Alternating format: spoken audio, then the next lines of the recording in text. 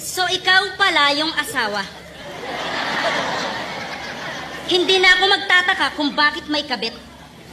Ganto ba naman itsura, hindi pagpapalit? Ito ay laban sa pagitan ng asawa at kirida. Isang malinis at matino at panirang kontrabida. Basta kabit, masama agad. Tapos ikaw na yung perpekto. Tandaan mong hindi maghahanap ng iba kung tinuruan mong makontento. Ikaw pala yung kabit ng asawa ko.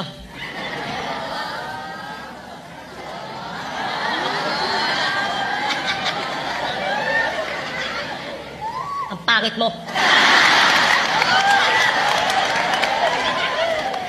Mukha kang pokpok sa Farmer's Cubao.